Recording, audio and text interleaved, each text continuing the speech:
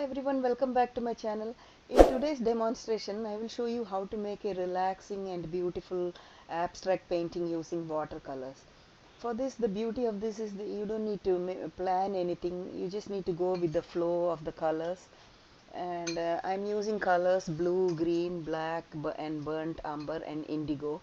I hope you enjoy this tutorial.